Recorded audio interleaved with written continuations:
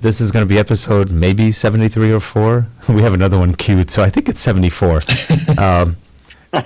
And here we are. We've got JP Morgan with us, Jeff Blanchard in the other one, and we're doing a pre-show right now. We're just getting all our shots ready, and we're showing JP around the studio. So here's our studio from the backside. So we're right there. So we have a back camera. You can see we've got the TV on the right. That's what you're looking at through Skype. Then I have a TV on my left, which makes it look like I'm looking at you because it's inverted on the way the image comes in. And then you can see over here we've got our audio tower. So this is all the compressors, limiters, and gates. And so that's kind of the fun stuff. And then we're using we've got two Canon XA25s. This is one of them. So we're going through SDI into a couple of deck length cards. And then we've got some Intensity Pros in there outputting to the TVs. So that's kind of nice setup. Kind of the layout. It's kind of fun. I wish we had a little more room, but for right now, it's our suite. We've got about 2,500 square feet here, but this is the only room that could fit it unless we move upstairs where we have a bigger office, and maybe we'll do that. Who knows? That would be a big change, but we might. Yeah. So, but yeah, it's been fun. Now, we've been doing shows for about 7 years. And this show, what have we had it now, Jeff? 2 years? Almost 2 years? Nearly 2 years. I think in November, I think it's 2 years. And this show came out as a result of, Jeff and I just love talking gear and just talking. And we used to do these 2-3 hour conversations about once a week. So I want to make a show out of it. It's more fun. So I can relate to that. Absolutely. Yeah. And so this came out of it. And why don't we start the show? That way we can make all that fresh and we can ask you questions as we go. And I know you sent us a lot of pictures and things, so maybe as we get by, when you want us to show certain things, let us know and we'll put them on. Okay. I don't have an agenda, so I'm looking to you guys. Okay, and we'll just kind of go with it and see what comes out of it then. I think that'll work out well. So, Jeff, have you watched the Slanted Lens? I haven't until I knew JP was coming on, but I'm very, very interested because I've seen all the content, and so it's a lot of fun. You've got a good channel. So, all right, here we go. So we're going to start the show recording. We're going to start here. Let me change the shot right here. So we're going to start from this shot. We'll play the intro, and then we'll introduce you. Oh, as an introduction, you do a lot of different things, JP. And do you go by JP? Do you prefer JP or J or? JP. I go by JP. You got it. At first time I heard your name, I go, he owns Chase. And he's doing camera work. Well, that's cool. Rick, just before you start the official show, my memory's starting to go down again, so it looks like I'm going to have a crash in a sec. Oh. Do you want me to restart again? And why don't you restart before we start? We're still streaming, but we can talk a little bit. Yeah. So I'll just go off and restart again. So. Sounds good. Okay. We'll call you in about, a minute? And I'll just let you know on the Skype. Okay. All right. He's having problems on a Mac with Wirecast, and it is just eating up or Skype. Skype is eating up his memory like crazy. Oh, how interesting. I don't know if it's his Intensity card, if it's Skype, if it's the Mac, or if it's Wirecast. It could be any one of those. Yeah. So, yeah. So it's keep trying to get a PC. It just run better on for video. We have both. I've been drinking that Kool-Aid way too long. I couldn't. We've got lots of Macs, but I still prefer the PC for certain, like video editing. I think the PCs are faster. Well, it's fascinating. We got 3 editing stations at our office here, all iMacs. Oh yeah, the iMacs are good. Actually, the iMac edits faster than does the Mac Pro, the big one. That's actually not a very good editing machine. It's slow. It's more for architecture terrible. And 3D, and it's interesting. And I think it's the video card they put into it. Yep. Some people are taking and retrofitting their old towers and making some incredible machines. I was talking to Toro over at Black Magic, and he goes, "Man, I made this incredible setup." And he's got a new graphics card. He's got everything. Just that's pretty good. Yeah, I wish they would allow you to put a Mac on anything. Then we could build our own hardware, make it 10 times better than what Apple does for a lot less money, but they won't let you do it. That would be so cool. Well, my son's done it, Hackintosh, you know. Yeah, but they're a pain to upgrade, from what I heard. Every time there's a new change, to keep them going. Yeah, that's my only concern. Yeah. So, okay, we should have Jeff back any moment. And folks, this is typical live streaming TV. People come, they go, they get wiped out. This is Skype. The world of Skype is a great place. You know, we're hoping in the near future we can do WebRTC, which would allow us to go direct IP to IP with no Skype in between, and we could literally, as long as we have a good software package controlling it, we don't even need Skype anymore. That may, before the end of the year, be available. Wow. So how does that interface with each of your guests? I mean, do they supposedly you give give them a URL link or something? Yeah, you give them a link. They come and they're automatically into the broadcast. Wow. That should be cool. So it's more like along the lines of GoToMeeting, or sort of. Yeah. In fact, Blab. Have you seen Blab? Blab is a new collaboration site. It's kind of like a Skype. Well, it's not like Skype. It's more like a different kind of hangout, but without Google in between. And Blab is using WebRTC to connect everybody. It works pretty well. They've been around now not quite a year. In the beginning, they crashed a lot. Right now, they're getting pretty stable. That makes me feel better. We'll see. There you go. Okay. So we'll see where that goes. All right. So you are back. We're going to start the show recording then. Let's go and switch shots again. Oh, I was going to ask you. I got distracted. JP, how would you like us to introduce you? You are a photographer. You're an educator. You're a business guy. What do you prefer? You know, I tell people I'm a photographer, a DP director, and I love to teach about what I do. Okay, and, sounds good. That's pretty much it. Okay, and you do it well. So here we go. All right, so we're going to start the show recording in 3, 2, and 1. Hello, everyone. Welcome to Tech Downover. I'm Rick Zanotti, and I'm joined today by my co-host and good friend, Jeff Blanchard. Hey, Jeff, how are you today? Good, thank you, Rick. We have... Just looking forward to our special guest today. So. Yeah, he does a lot of good work. I've been a fan for quite a while. Here we go. Let's start our intro.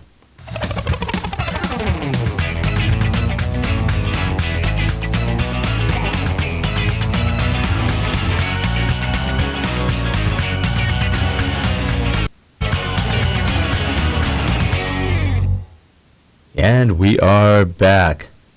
Jeff, today, have you heard of a slanted lens? I have heard of a slanted lens, yes. It's kind of a cool idea and concept. Well, today we've got the creator of the Slanted Lens. It's a great podcast and show. He is a photographer. He's also a director of photography, as well as an educator. He loves teaching what he loves. And it's our pleasure to introduce JP Morgan. No, not the bank guy, the JP Morgan. Hey, JP, how are you today? I'm doing great. How are you doing? We're doing great. We're glad you could come on and looking forward to sharing some time with you today. You do a great podcast, The Slanted Lens, which is just a lot of fun. I can tell you have fun doing it between your gear tutorials as well as some of your tips and tricks on how to shoot better. It's a good show and very, very kind of freeform and natural, and yet there's a good organization to it. That's what I love about the way you do it. It's very natural. Well, thank you. I appreciate that very much. You know, we love doing what we do here, and I've never taken myself very serious, you know. I think it's a lot of fun to do and to talk about photography, talk about video. I've been in both those worlds for years, and so, but I want to make sure it's a lot of fun to listen to and educational and enjoyable. That's the whole goal at the Slanted Lens. Yeah. How'd you wind up getting into photography and video? You know, it's interesting. I took pictures back when I was just after high school, a few pictures of friends and things, and I'm struggling in college trying to figure out what to do with my life, and I'm thinking, I'm going to be a lawyer, you know, and I mean, who wants to be a lawyer in the end? And, of course, my buddy, a roommate at that time, said, why don't you make a living taking pictures? I thought, man, do people really make a living taking pictures? Comes to find out that they don't. I mean, they do. So I switched my major, finished up the university, but then went to Art Center College of Design and did a undergraduate degree there. So I have 2 undergraduate degrees and graduated from Art Center and then just launched right into doing still photography. That's basically what I did. These large set production still pieces. We'd spend, it wasn't uncommon for us to spend $30,000 to $60,000 for one image. Yep. And so this is back in the 80s and 90s, and shot for all the major clients from McDonald's to Land's End to, just a myriad of clients, large set productions. It would take us about a week to shoot one, and a lot of times we would have 2 or 3 of them up at once. And so I don't know if you have some of the pictures there, like the, I don't know if you got the, anyway. We have a lot of pictures here. How about we show them and you tell us which ones they are? Okay, I'll tell you which ones they are. Now, this is more recent stuff. This is stuff we've done for the Slanted Lens, Love this kind of fantasy portrait type thing. And so we do a lot of this. We tried to find a cemetery to shoot this in. It was going to be really expensive, and we ended up shooting that in my backyard. Right behind that cross in the middle there is my pool. But, with a little bit of smoke and a few gravestones from the local prop rental place, you've got a graveyard. So that's pretty good. Now we got another one coming. That's out at the place by you, Camarillo, the Air Museum. That's shot out there. Yep. Mm-hmm. And just had a fabulous day there with the airplanes, and we had this beautiful talent. I can't remember her name now. Oh, she's going to not be happy with me. I can't remember her name. Anyway, she's was just a very talented, very beautiful woman, and had a wonderful time there, just shooting with the airplanes and using our smoke and lighting. Always done with strobe light, obviously. Fan light setups. We have a lot of B4s, B6s. So. Yeah, that is nice. They have fun with it. It's what they call it, the Confederate Air Force. That's who's out there, and they just have a blast out there. Now, were they doing the air show, or was this just a special shoot? We were there when the air show was going on out in Chino, and we were back at their place in Camarillo doing a workshop. Okay. So we were really learning how to use strobes and combine it with light, with daylight and with existing lights. And so we had a great day there working with the group. We do workshops in very small groups. Yep. I like to work with those small groups, and it's fun to get to know people and to learn some things. So, now, the next one you threw up for a second there really was more of an example of what I started my career doing. Did those for years. That's a single photograph, no retouching, all done in one shot. And the set is actually built on about about 45 degrees off the ground on the left side, and the bottom side, right-hand side is touching the ground. So it's on an angle. Yeah. So his boots are nailed to the floor so he can lean forward. Dog's on a structure that goes straight through the wall, and the lady is on a structure that goes straight through the wall, welded structure back to a great big base that holds her up. I mean, these were insane, the things we did. That's all in one shot. This is before Photoshop. There was no Photoshop. Photoshops are cheaters. Yeah, that's funny. And it's slanted, kind of like that slanted lens idea. I like that. There you go. Absolutely. That's pretty good. Let's see, what's this one? This is more recent. That's the fantasy portrait. I tell people simple fantasy portrait, and I get people from my YouTube channel and from my webpage that go, simple, there's nothing simple about this. And I'm going, it is simple. It's a tree branch. It's a bunch of grass we dug up from across the street. It's some leaves that were blowing.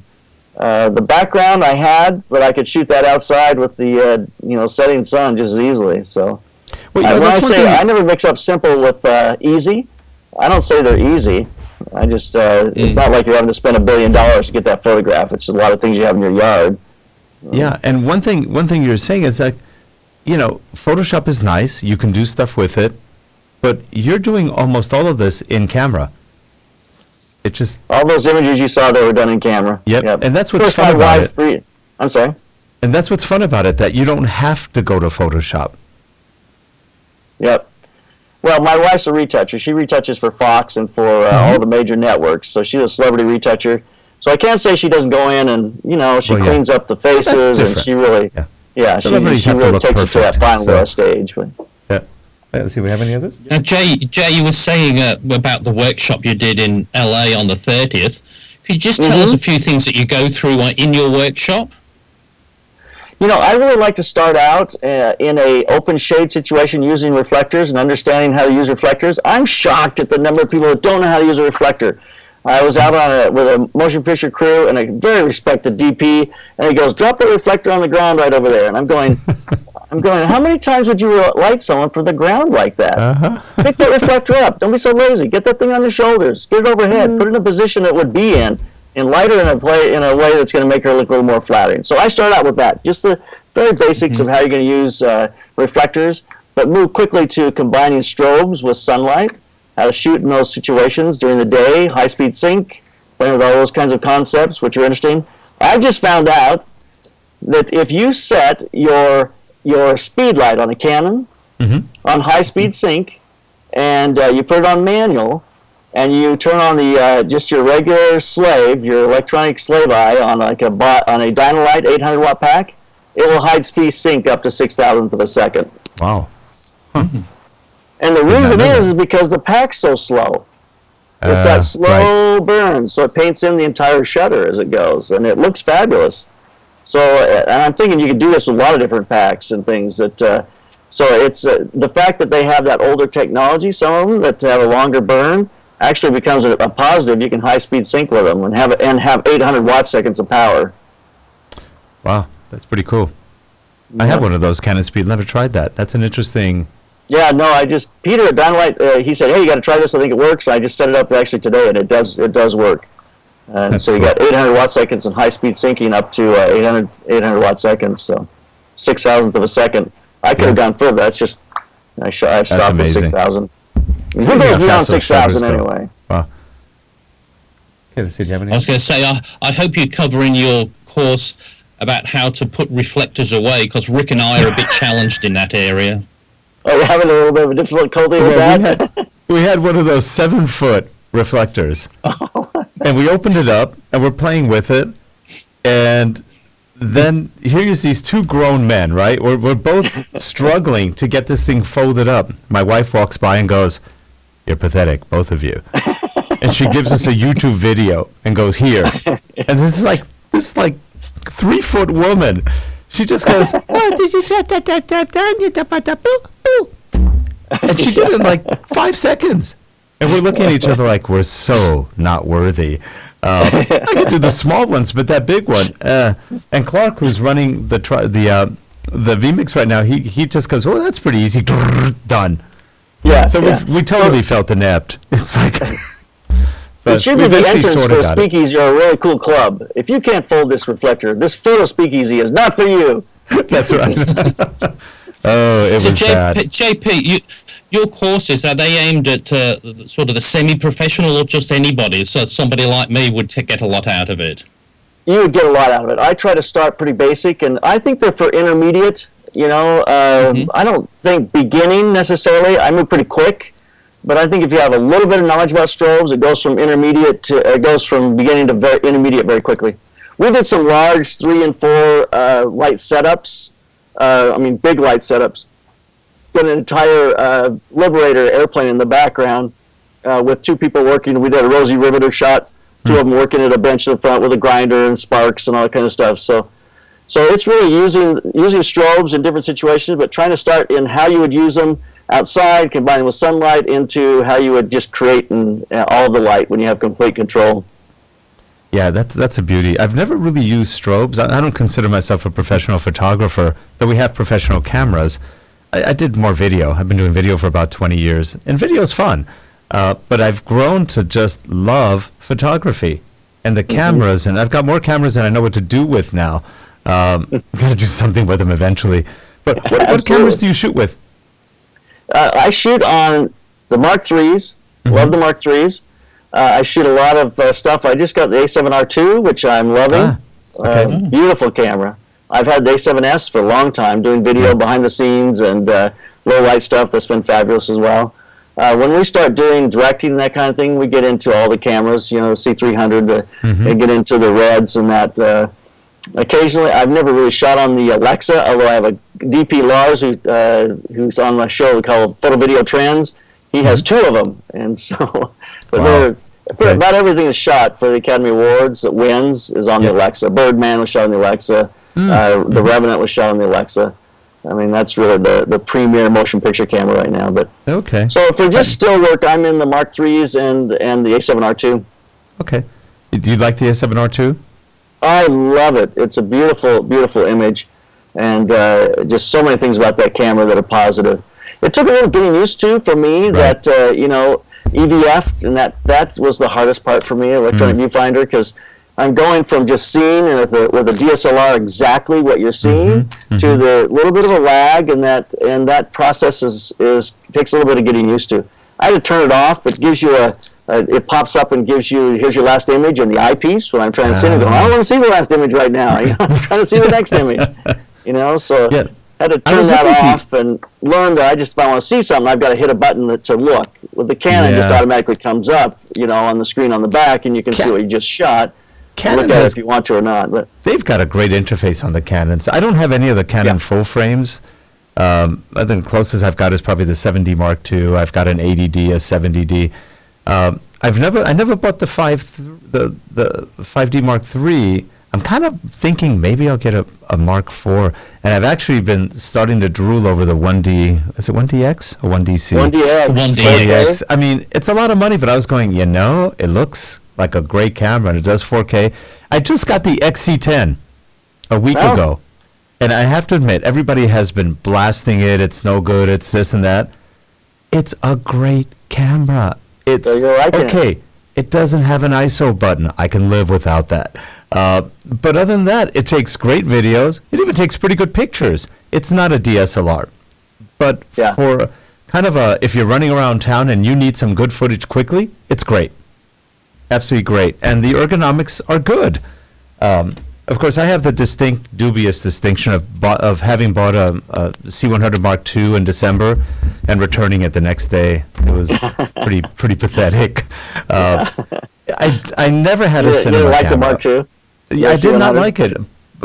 Partly because everything has to be graded, and for us that was log. Log, is that what you're doing? If you shoot in log, well, you only get log pretty much. There's not much of anything else there.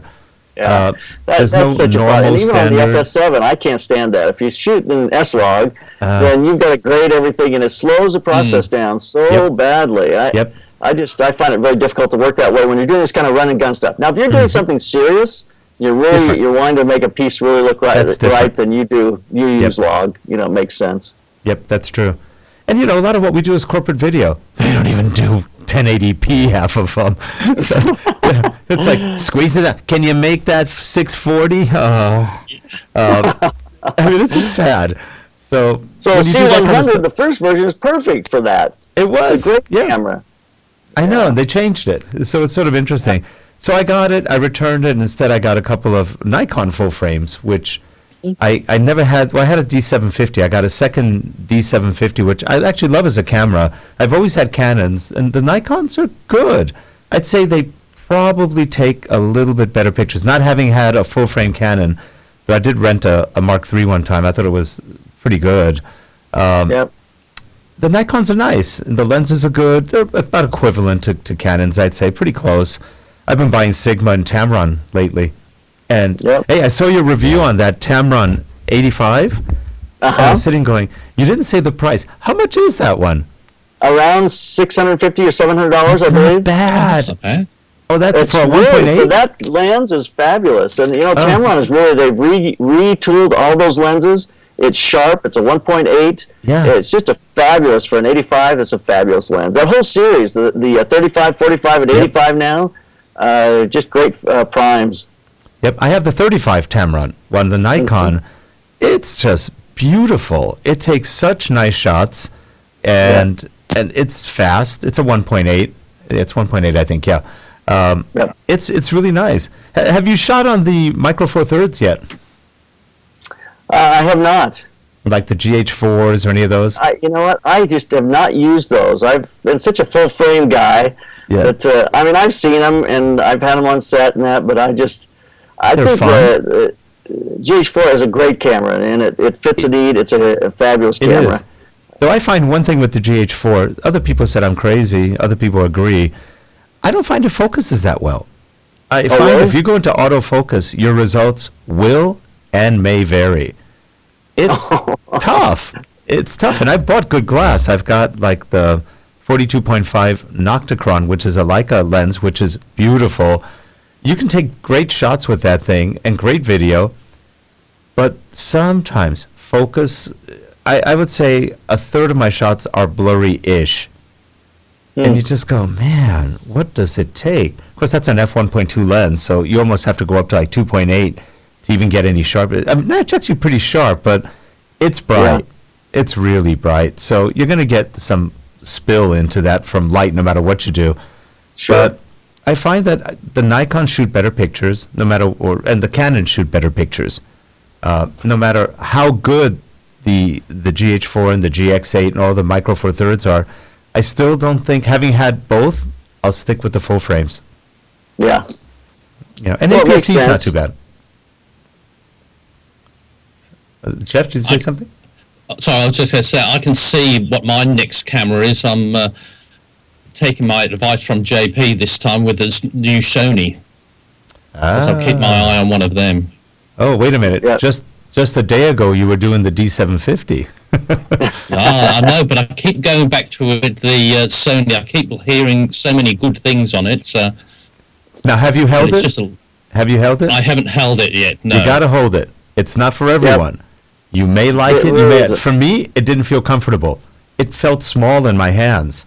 And I'm not that large. I'm about 6'2", hands, you know, not large. But I found my fingers cramped on it.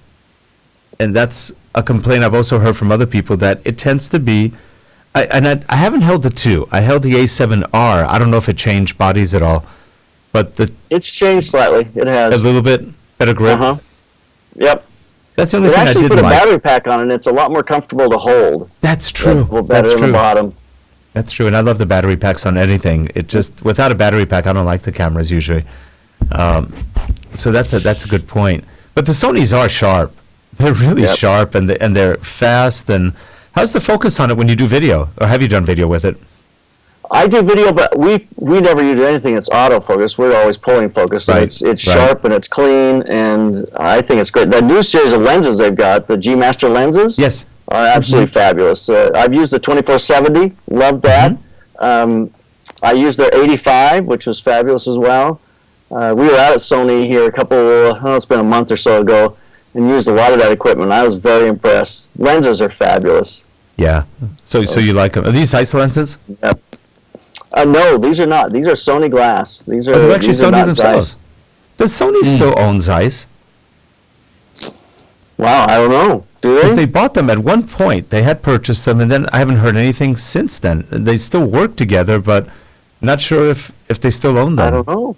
Because Zeiss is Well, everywhere. their first series of lenses were Zeiss lenses, but they were the F4 series. That was as fast as they went. But these are 2.8 lenses now. As I understand, they're not Zeiss. They're Sony glass. But yeah. That's interesting. And I hear nothing but good about the A7S and the A7S II. That, you know, a lot of people go, well, it's only 12 megapixels. You don't really need a lot more than that, especially in low light. So you don't. For doing video, that's camera's fabulous. I mean, it just is. That's the only thing that's stopping me from buying the A7R Mark II. I don't know whether to buy the R2 or the S2.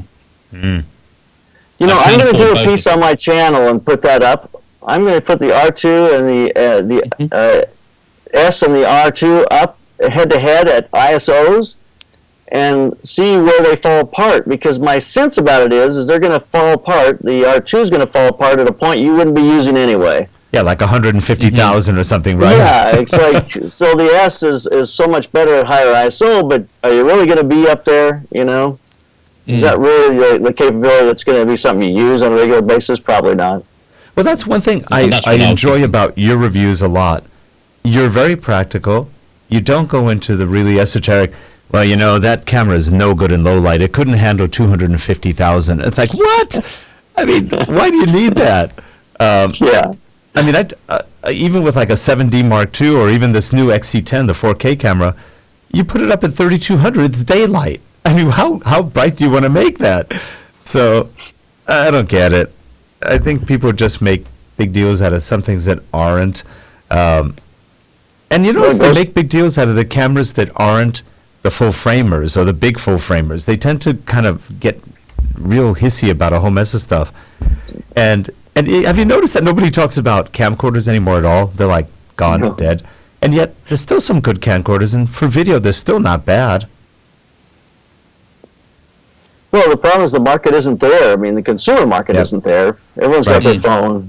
No one's using that kind of product any longer. I know, it's amazing. It really That's what I is. like It's about tough that to be able to little- get that to work. I mean, small cameras are just, that market's died almost. You think? Yeah. Yeah.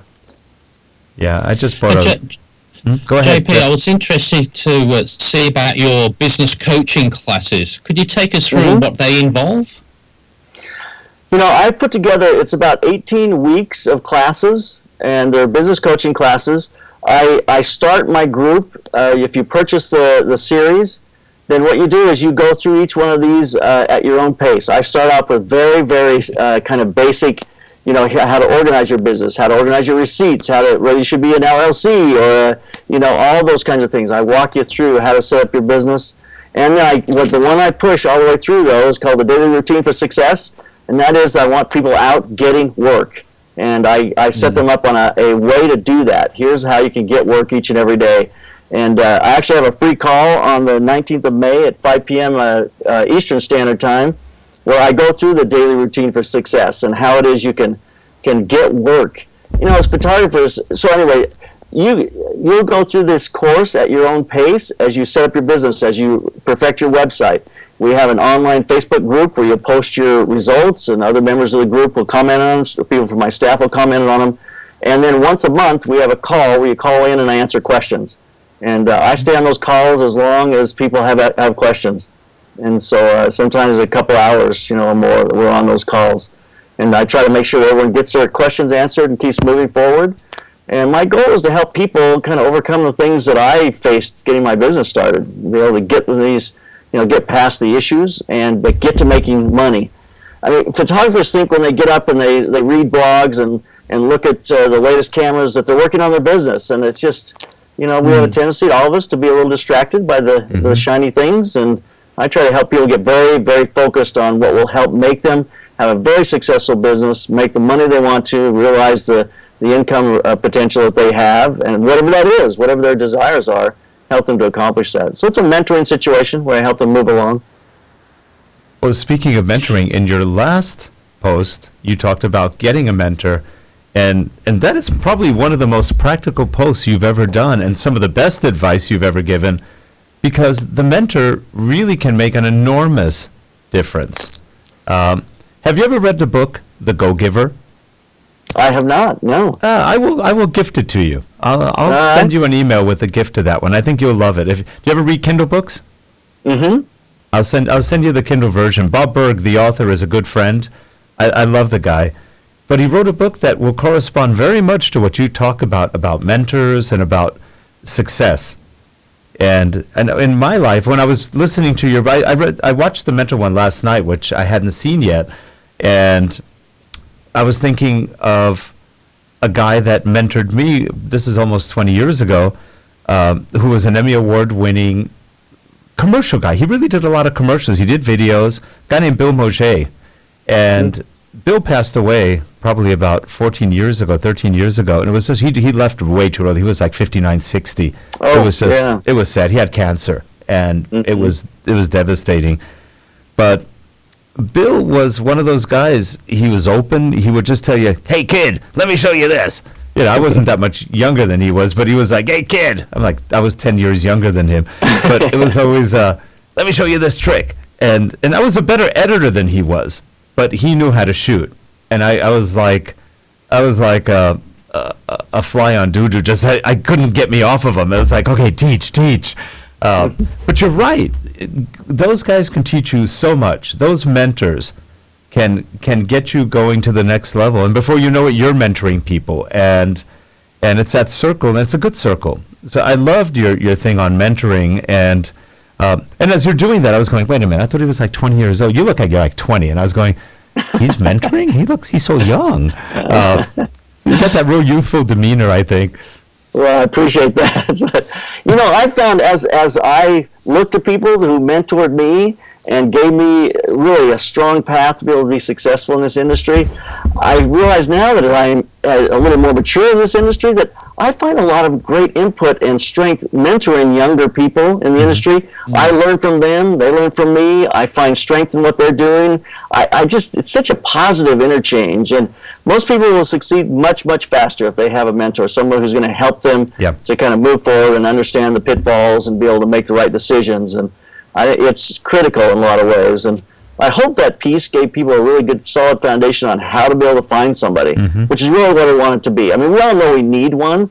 I really want that piece to be more about how to get one and how to find one and be able to make that happen. Yeah, I thought you hit the mark right on, and people are probably going, why do I need a mentor? Can I just get in a podcast? No, it's not the same. You can get a lot of good stuff out of podcasts, and it's amazing how much good people put out on the podcasts, but being close, and I call it being imbued by the light of the mentor, because, and you also made one point that's very important. Once you get to know the mentor, you realize, hey, they're not that different from me. It's not like I can't do this. It takes away the mystique a little bit, saying, oh, I can do this. This is not where the gods walked. This is where normal people make a living, and they make mistakes, and they do, it really helps take the mystique away.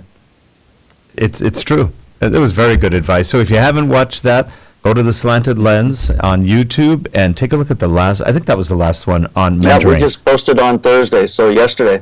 Oh, so I got it. I thought I missed it. So I just saw it last night. I didn't see this one. Cool. I was right on. Wow. Just went up. It's interesting. I had a young lady that came to me and she goes, I want to do these Instagram pieces, and I'm like charging like $200 for them. And I'm going, whoa. You're doing stuff for Bride Magazine. I'm going, you're going to charge way more money for this. And I slowly helped her get herself into the right price range where she could really make the money she deserved to make for the talent that she had. Yeah. And she called me up one day and she said, I'm just freaked out. I have to put an estimate in tomorrow for Etsy. I'm going to shoot all their stuff for the next year, for 2016.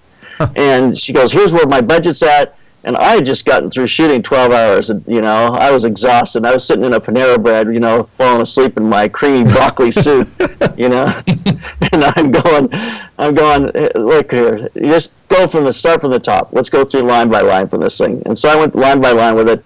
We brought things way higher than she would have ever been comfortable, and they said, great, get out to New York. How soon can you come?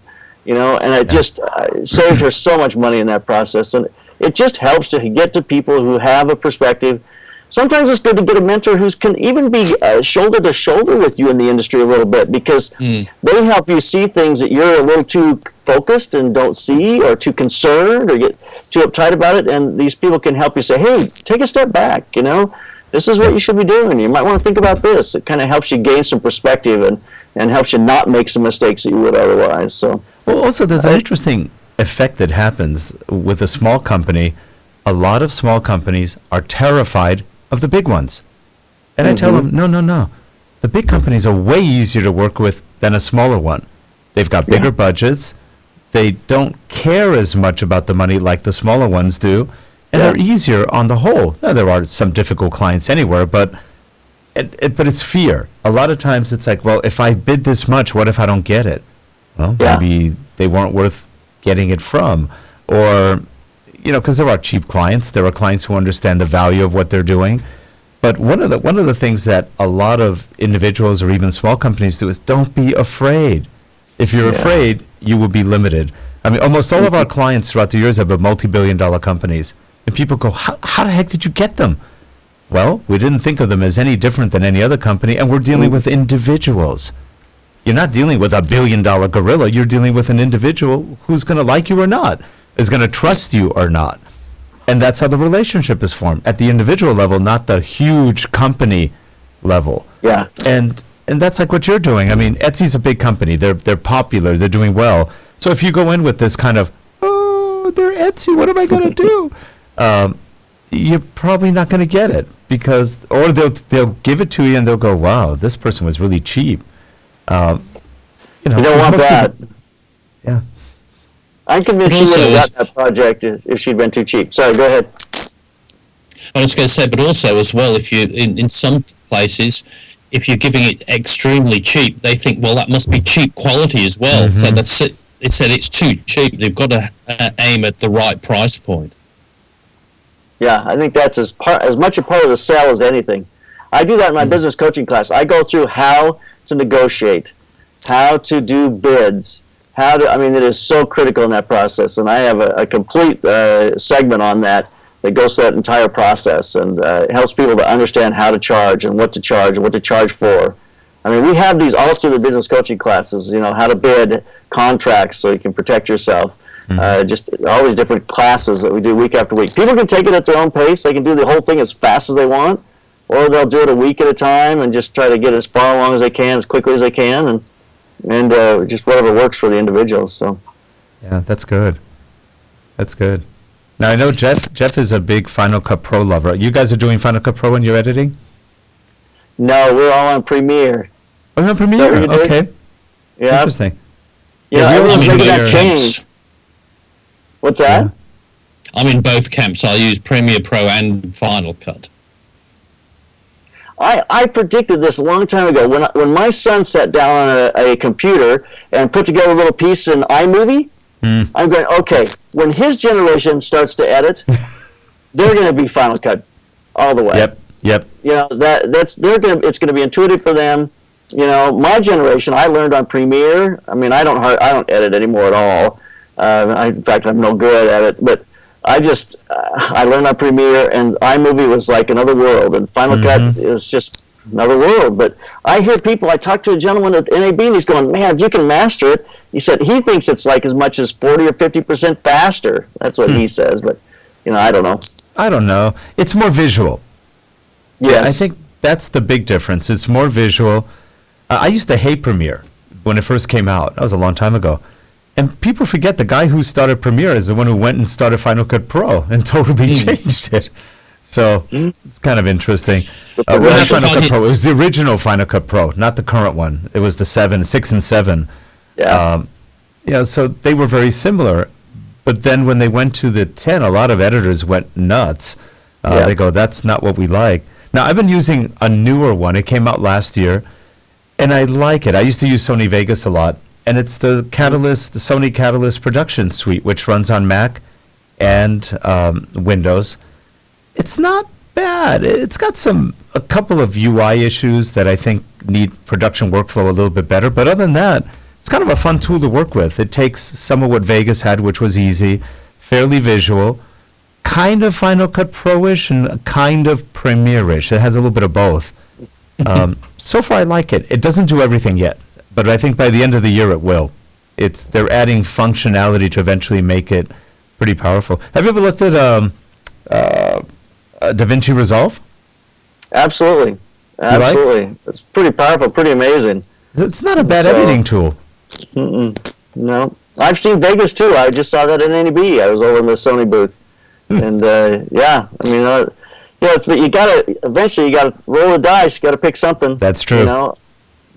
Pick something, get good at it. And, I don't know. I'm not smart enough to keep changing. So yeah, Premiere's got a lot of power anyway. I mean, it's not bad.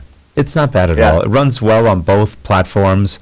The Mercury render engine was brilliant. It's just a really good engine for seeing what you're doing, and they handle things pretty well. I'm not that crazy about their speed grade, but there's other choices anyway. It's okay. Yeah, I agree. It's okay. Yeah. It's okay. Sounds like you do a lot of color grading, though, because you're shooting with some of the high-end cameras. We're not doing a ton. I mean, when I shoot commercials, obviously, we're color grading, and I mean, it's a whole different world.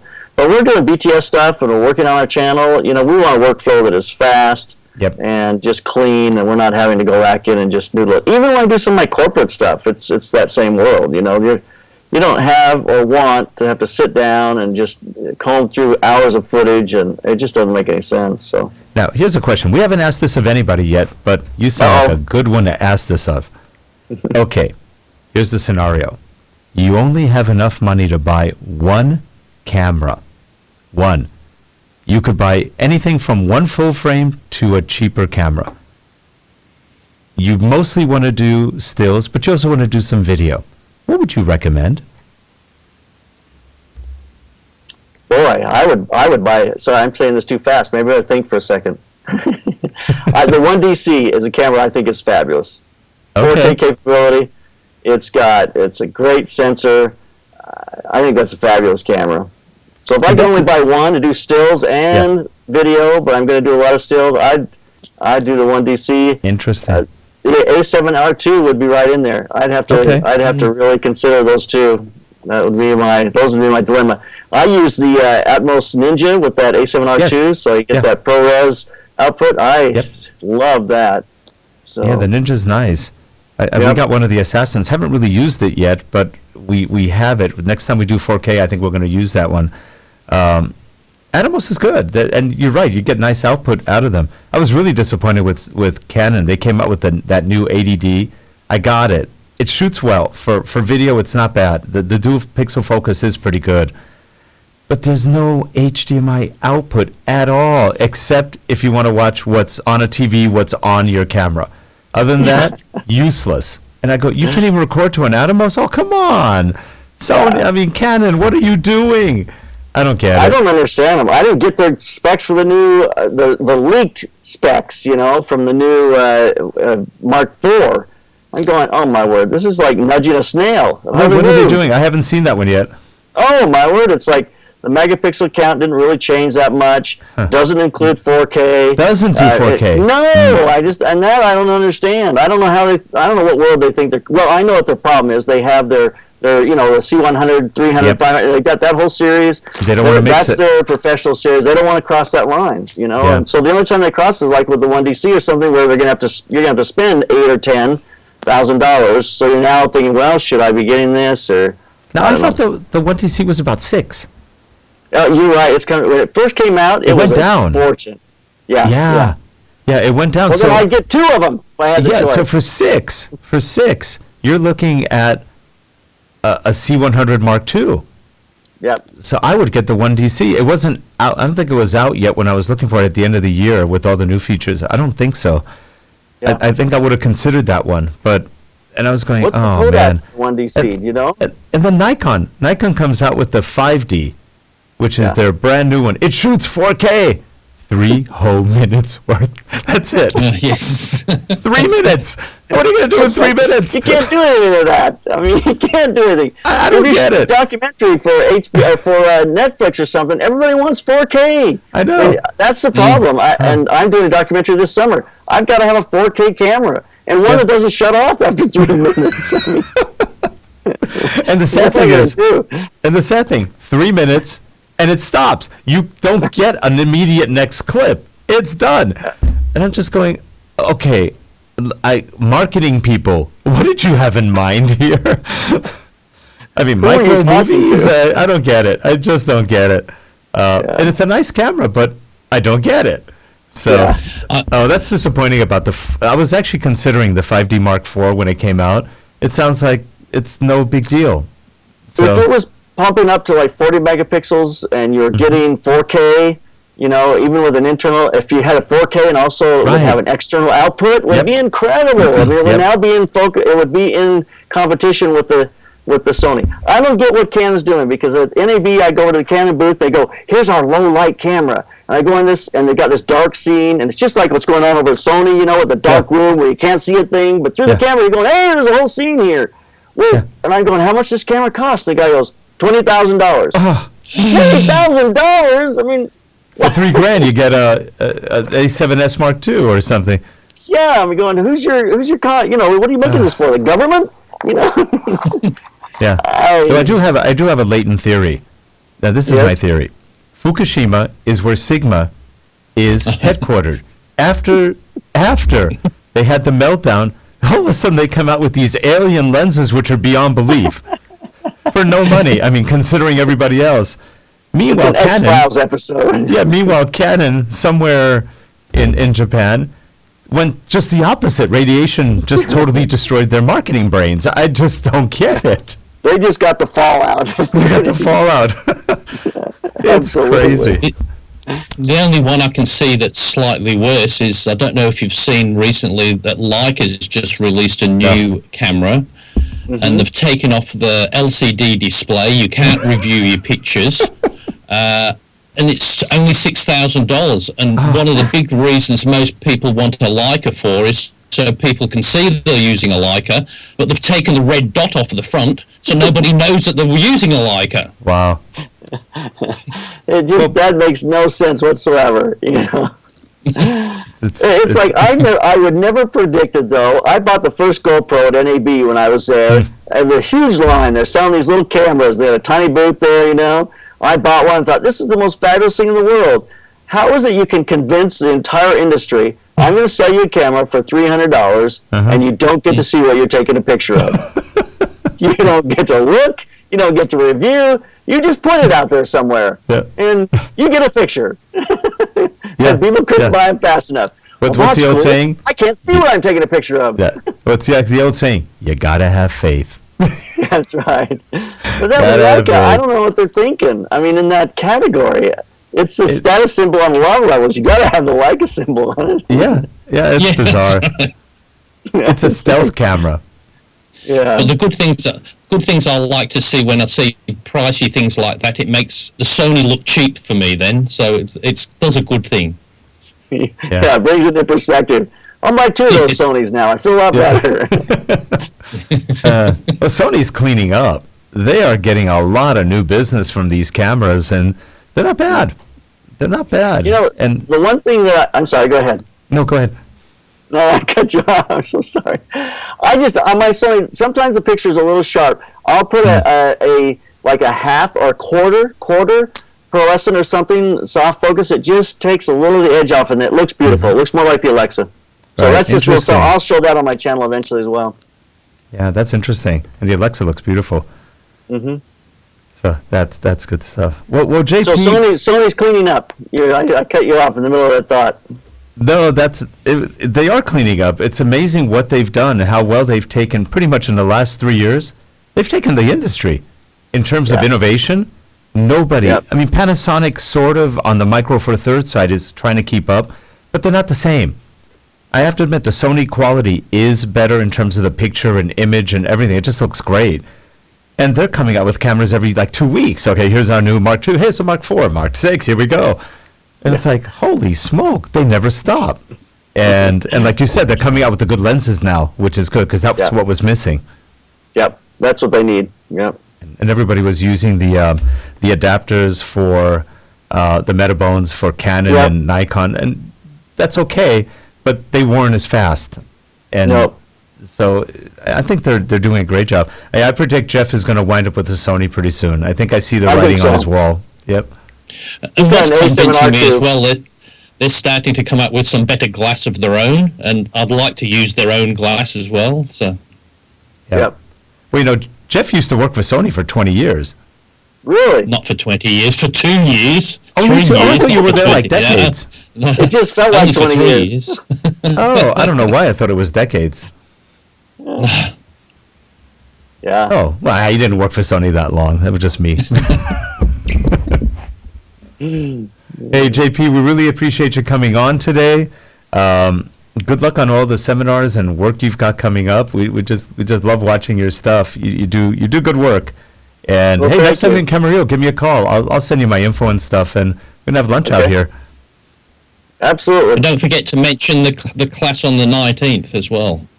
Yep, 19th of May 19th. That's Eastern Standard Time. If you go to theslantlens.com, you can sign up for a free call there. It's an hour and a half. Have an opportunity to join us for that free call and see if our business coaching class would work for you. So, which is truly well. If you want to grow your business, it's something you should get involved with. It's a mentoring situation to help you grow. So check it out on the 19th. That sounds great. So we will put that in the show notes for you as well. So we'll have the show up probably later tonight or very early tomorrow morning, and we'll send you a link as soon as it's up and running. Perfect. We'll send it out on our Facebook and things. So sounds great.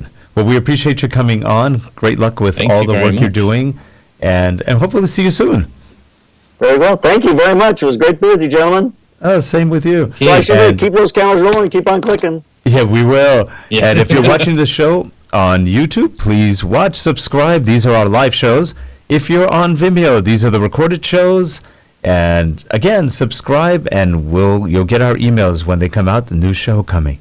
Have a good one, everyone. Bye-bye. Thanks. Bye-bye. Bye-bye.